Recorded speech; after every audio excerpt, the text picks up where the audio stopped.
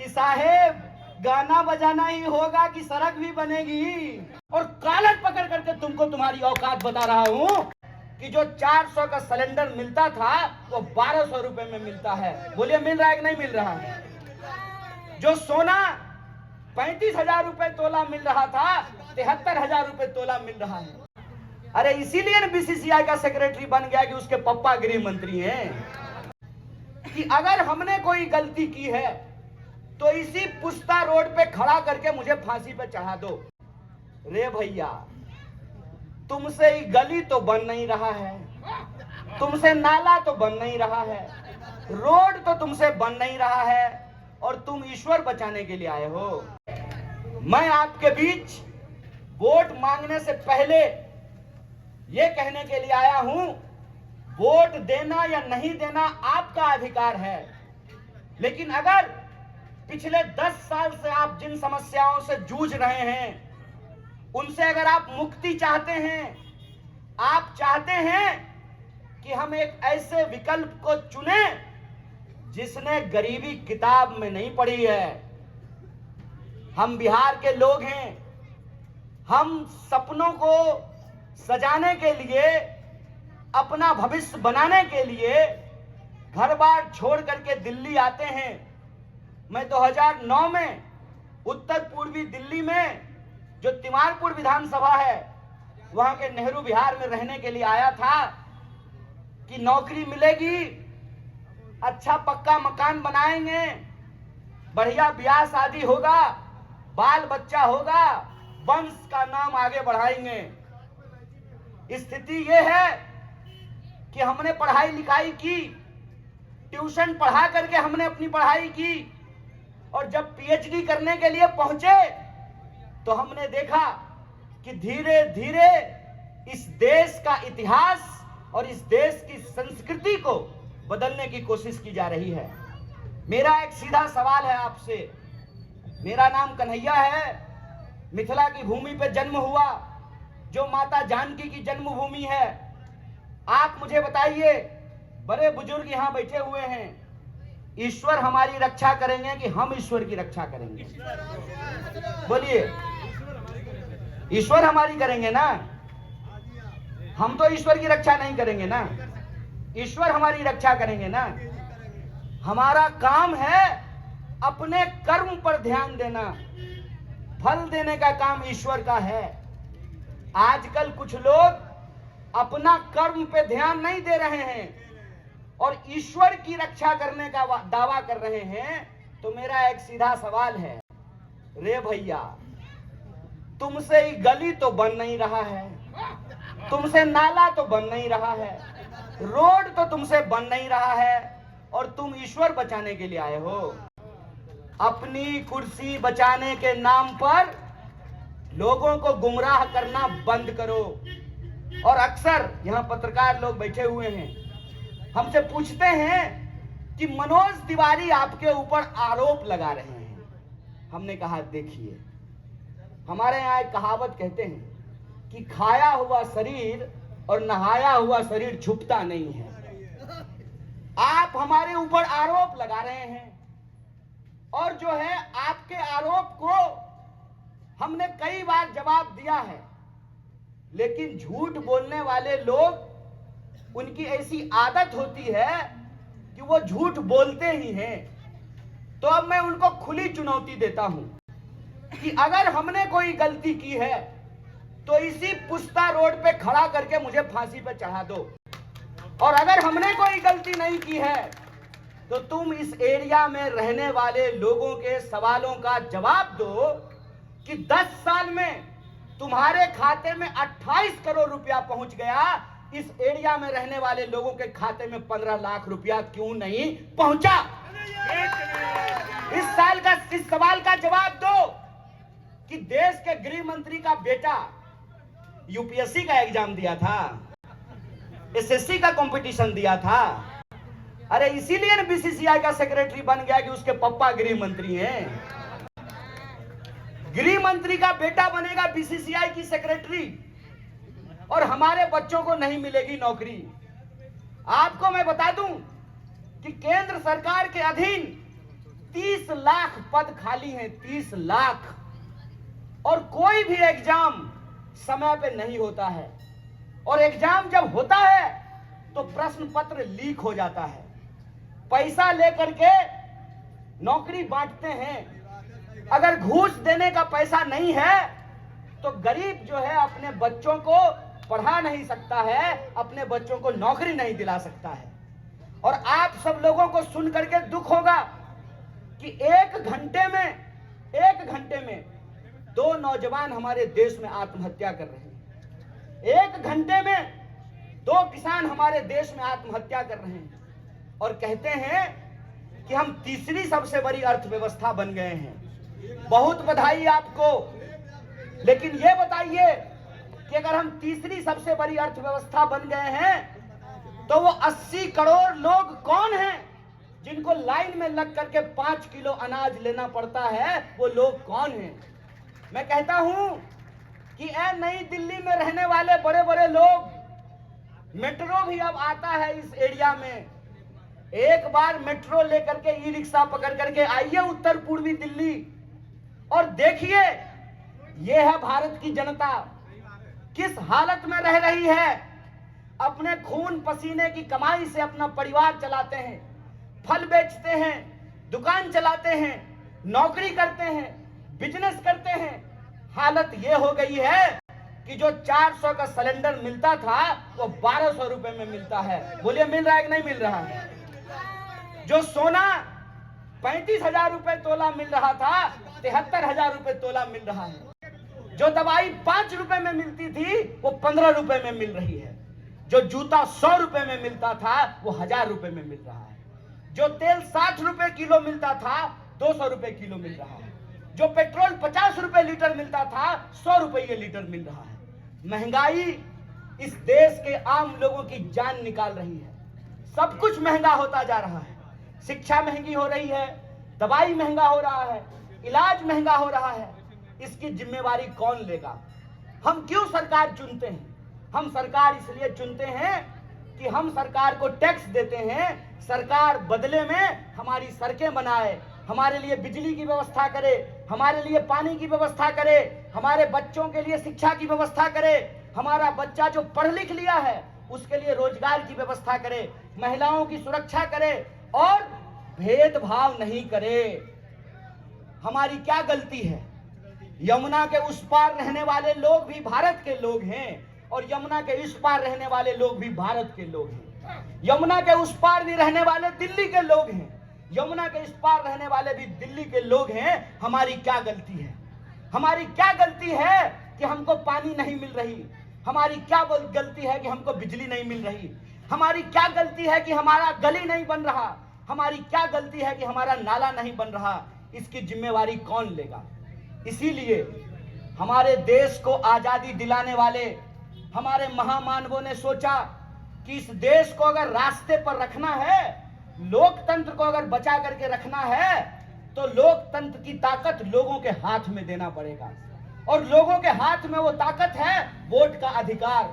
और वोट का अधिकार ऐसा है, साहब इंस्पेक्टर साहब, आपका भी वोट एक और कमिश्नर का भी वोट एक होता है ना।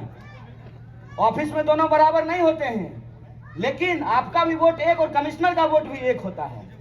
हेलीकॉप्टर पर उड़ने वाले का भी वोट एक होता है और साइकिल पर चलने वाले का भी वोट एक होता है।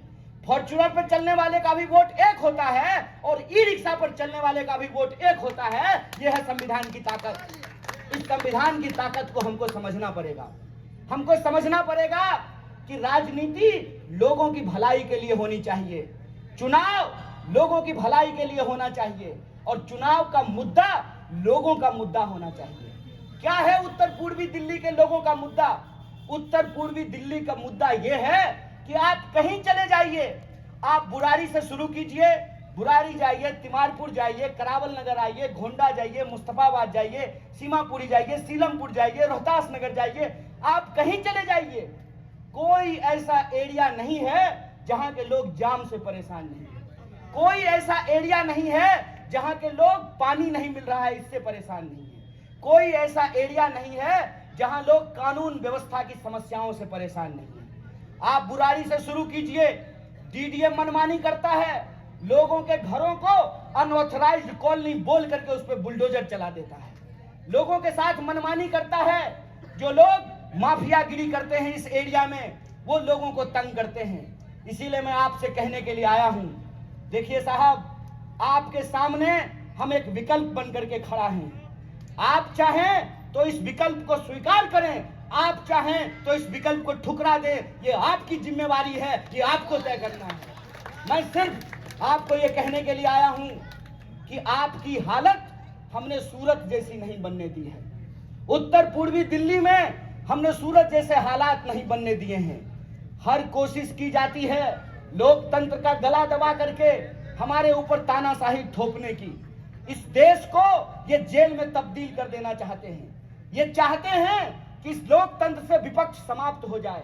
जो भी बोलने वाला इंसान है, जो भी इनसे सवाल पूछने वाला इंसान है, जो भी इनका गिरेबान पकड़ करके इनसे प्रश्न पूछता है, उसको ये बदनाम करने का काम करते हैं, मुझे भी बदनाम करते हैं। मेरा एक सीधा सवाल है कि अगर हमने कोई गलती की, तुम्हारे पास कोई सबूत है, मैं नकली वीडियो की बात नहीं कर रहा हूं, अगर सचमुच तुम्हारे पास कोई सबूत है तो तुम 18 महीने से मनीष सिसोदिया जी को जेल में बंद करके रखे हो और मैं 8 साल से घूम रहा हूं और कॉलर पकड़ करके तुमको तुम्हारी औकात बता रहा हूं।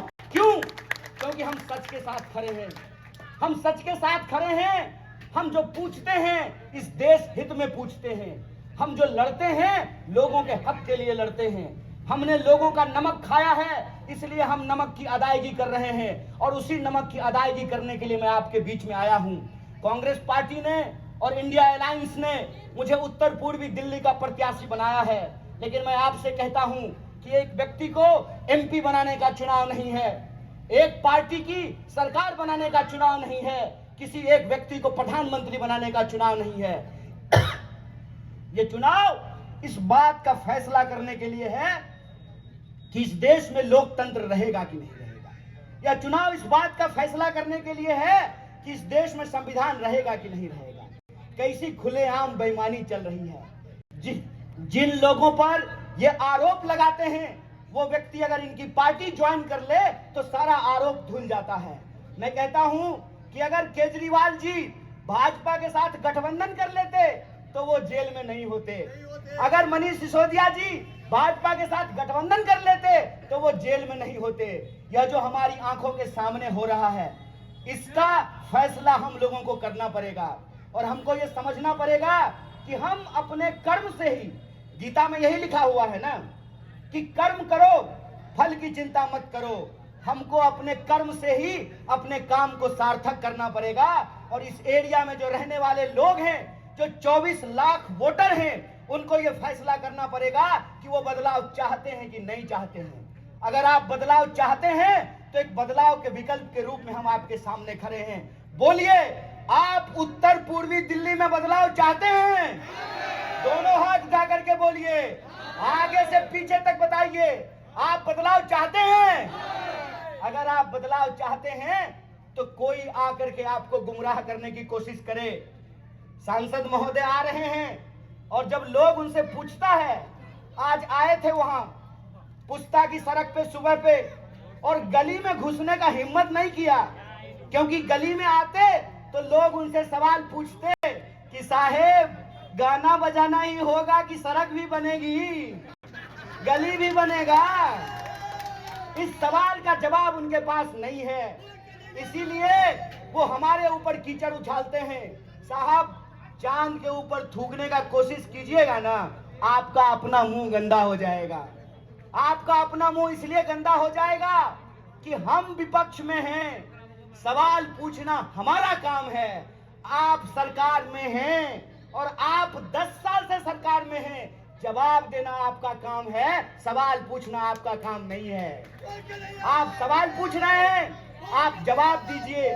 जवाब दीजिए कि आप आकर के चुनाव के वक्त में हाथ जोड़ करके कह रहे हैं कि 4 महीना का और वक्त दे दो। क्या 4 महीना का टाइम मांग रहे हैं ना? गनीमत है कि 4 महीना मांगा है, क्या पता 9 महीना मांग लेते हैं। कि वो जो बच्चा गोद में है वो बच्चा चलने लगता, विकास नाम का बच्चा। 4 महीना मांग रहे हैं। तो आप तय कीजिए कि जो आदमी 10 साल में डबल पुश्ता नहीं बनाया, जो आदमी 10 साल में अपने नाम का एक पत्थर नहीं लगाया, जो आदमी 10 साल में एक स्कूल नहीं बनाया, जो आदमी 10 साल में एक अस्पताल नहीं बनाया, आपको लगता है कि 4 महीना उसको मौका दे दीजिएगा तो कुछ करेगा? बोलिए, लगता है? तो फिर से गुमराह होंगे हम लोग, फिर से गुमराह करने की कोशिश करेंगे कोई। इसीलिए हम आपसे कहने के लिए आए हैं कि हम आपसे वोट मांगने नहीं आए हैं। हम सिर्फ आपसे ये कहने के लिए आए हैं कि मैं एमपी कैंडिडेट नहीं हूं, आपको एमपी कैंडिडेट बनना पड़ेगा। ये आपके अस्तित्व की लड़ाई है, ये आपके आत्मसम्मान की लड़ाई है। और मैं कहता हूं कि अपने आत्मसम्मान के लिए हमको खुद ही खड़ा होना पड़ता है। माता जी, हम रोते नहीं हैं तो आपको पता चलता है कि भूख लगा है। बच्चा रोएगा तब न पता चलेगा कि भूख लगा है। इसीलिए हमको अपने हक में आवाज उठानी पड़ेगी। बोलिए, आप आवाज उठाने को तैयार हैं? उत्तर पूर्वी दिल्ली के लोग न्याय चाहते हैं। अगर न्याय चाहते हैं तो आप एमपी कैंडिडेट बनिए, घर घर जाइए, गली गली जाइए, लोगों से बात कीजिए और लोगों को कहिए कि 10 साल हमने किसी को मौका दिया, एक मौका किसी और को देखते हैं। काम करेगा तो ठीक, नहीं काम करेगा तो कान पकड़ करके इसको भी गद्दी से नीचे उतार देंगे। बोलिए, ठीक बात कि नहीं ठीक बात? और अगर आप इसके लिए तैयार हैं तो एक बात मैं कहना चाहता हूं, जो नौजवान यहाँ पे सुन रहा है, सुन लो मेरे भाई। अगर आपके पास डिप्लोमा है और हमारी सरकार बनी तो हम 1 लाख की पहली नौकरी की गारंटी करते हैं। जो हमारी महिलाएं सुन रही हैं, सुन लीजिए माताएं बहनें, अगर हमारी सरकार बनी तो महालक्ष्मी योजना के तहत हर महीने आपको 1000 रुपया ऑलरेडी दिल्ली सरकार देता है ना, हर महीने 1500 देता है, 1000 हम 8500 रुपया जो है आपको देने का काम करेंगे। अगर हमारी सरकार बनी तो जो नौजवान है, जो विद्यार्थी पढ़ता है, सुनो मेरी भाई, अगर इस देश में बड़े पूंजीपतियों का कर्जा माफ हो सकता है, इन्होंने अपने दोस्त का, बड़े पूंजीपतियों का, बड़े धन्ना सेठों का 16 लाख करोड़ कर्जा माफ किया है। हम कहते हैं कि अगर इस देश में बड़े धन्ना सेठों का कर्जा माफ हो सकता है तो आपको किसानों का कर्जा भी माफ करना पड़ेगा, आपको विद्यार्थियों का कर्जा भी माफ करना पड़ेगा। जो विद्यार्थी लोन लेकर के पढ़ाई किया है उस तमाम लोन को हम जीरो करेंगे, उसका कर्जा माफ करेंगे। और कर्जा हम इसलिए माफ करेंगे कि कर्ज लेकर के बच्चा पढ़ता है, इंजीनियर बनता है, एमबीए करता है, लेकिन जब नौकरी ढूंढने के लिए जाता है तो उसको नौकरी नहीं मिलती है। तो हम विद्यार्थियों का कर्जा माफ करेंगे।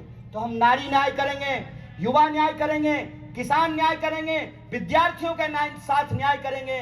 और इस देश के अंदर रहने वाले जो 140 करोड़ लोग हैं, यह देश हम सब का है। यह देश जितना धनवानों का है उतना ही गरीबों का है। और चप्पल पहनने वाला गरीब का एक बच्चा आपसे वादा करता है कि हम अपना हक लेकर के रहेंगे। आप हमारी आवाज को ताकत दीजिए, संसद में आपकी आवाज गूंजेगी, संसद में आपकी मांग गूंजेगी और आपके हक और अधिकार के लिए अपने खून के आखिरी बूंद तक संघर्ष करेंगे। इसी आशा और उम्मीद के साथ कि इस बार आप बदलाव के पक्ष में काम करेंगे और उत्तर पूर्वी दिल्ली में बदलाव होकर के रहेगा। बोलिए, बदलाव होगा।